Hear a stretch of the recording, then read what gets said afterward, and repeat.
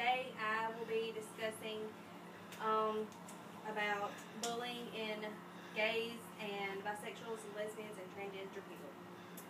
In preparing this speech, I saw several interesting topics that I wanted to speak about. I finally narrowed them down and chose an article titled Suicide, Ideation, and Bullying Among U.S. Adolescents, Examining the Intersections of Sexual Orientation, Gender, and Race. The journal came from EBSCO-host and was published in the American Journal of Health, Volume 105, Issue 5. It was published May 1st, 2015. There are 4 people who contributed to this article. All of the authors have PhDs and have all completed other works, including research studies on adolescent behaviors. This paper is affiliated with the Department of Sociology at the University of Memphis. Because the article is on bullying and suicide, I feel it is something that all of us can relate to in some way. The study was done by analyzing pooled data, youth risk behavior surveys, with numbers of 75,344. I chose this article because I have children and I do not want them to bully or be bullied. This article is interesting and full of many different views and statistics on adolescent bullying and its effects. From the article, I will be talking about 3 main points: what bullying is, the statistics of bullied victims based on race, gender, and sexual orientation, and the lasting effects of bullying in adolescence. The first point that I would like to make is what bullying actually is.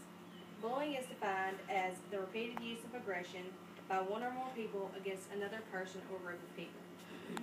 This can include name-calling, hitting, slapping, pushing, any kind of physical altercations, not allowing them to be part of a social group or groups, and threatening and embarrassing them.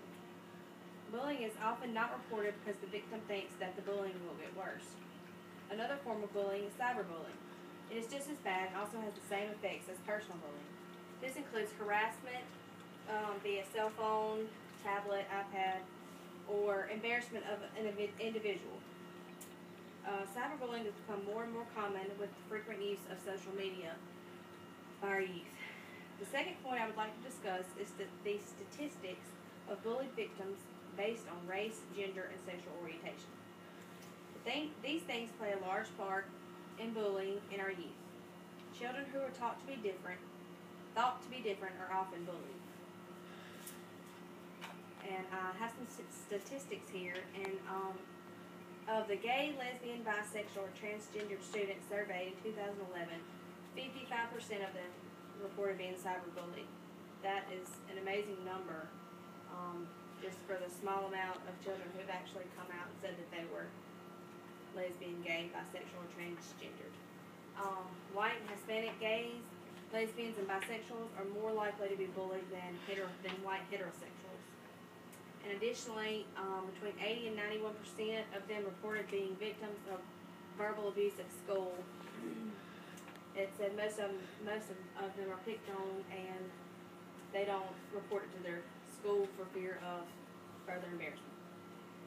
Also, 40% of lesbian, gay, bisexual, or transgender students have been harassed on a physical level, being pushed, hit, punched, shoved in lockers, and stuff like that. Statistics show 54% of our black youth, 62% of our Hispanic youth, and 65% of our white youth reported being scared to go to school when they are lesbian, gay, bisexual, or transgender. White children, whether heterosexual or homosexual, reported being bullied more than all other races combined, which is a big statistic. African Americans, on the other hand, were the ones that reported being bullied the least.